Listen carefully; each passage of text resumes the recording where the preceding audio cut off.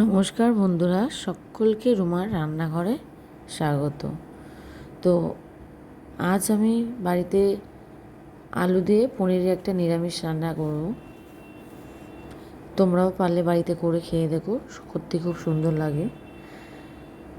এর জন্য তেমন কিছু লাগবে না। প্রথমে পনিরগুলো ছোট ছোট করে কেটে সামান্য নুন হলুদ দিয়ে ভেজে তুলে রাখবো।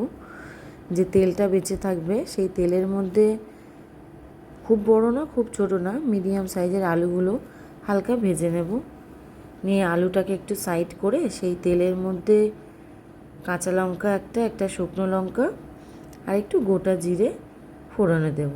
দিয়ে জিরেটা থেকে গন্ধ ছাড়লে আলুটার সাথে একটু মিশিয়ে নেব। আর পনিরে দেওয়ার জন্য একটা মশলা করে রেখেছিলাম। মশলার মধ্যে সামান্য একটু কাজু, একটু পোস্ত, কাঁচা লঙ্কা, আদা আর একটা টমেটো মিক্সিতে পেস্ট করে রেখেছিলাম। তো আলুর সাথে ওই মশলাটাকে দিয়ে দিলাম, দিয়ে সামান্য একটু জল দিয়ে নেড়ে চেড়ে নিলাম। মশলাটা ততক্ষণ কষালাম যতক্ষণ না মশলাটা থেকে তেল ছেড়ে আসে।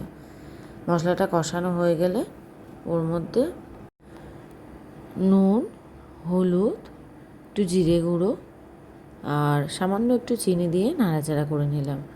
নিয়ে মশলাটা কষানো হয়ে গেলে ওর মধ্যে একটু গরম জল দিয়ে দিলাম। গরম জলটা দিয়ে আবারও নাড়তে থাকলাম। তো যখন ঝোলটা ফুটে উঠলো, ও মোটামুটি মনে হলো যে না এর থেকে বেশি আর ঝোল দরকার নেই, তখন ওর মধ্যে আগে থেকে ভেজে রাখা যে পনিরগুলো ছিল সেই পনিরগুলো দিয়ে দিলাম। দিয়ে আবারও গরম মশলা দিয়ে দিলাম, দিয়ে ওটাকে নাড়তে থাকলাম। ঝোলটা কমে আসলে নেড়ে চেড়ে শেষে ওর মধ্যে একটু কাসুরি মেথি হাতে একটু ক্রাশ করে দিয়ে দিলাম।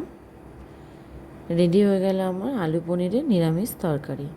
তো তোমরা যারা যারা পনির প্রেমী আছো তারা এইভাবে পনির করে খেয়ে দেখতে পারো, সত্যি খুব সুন্দর লাগে।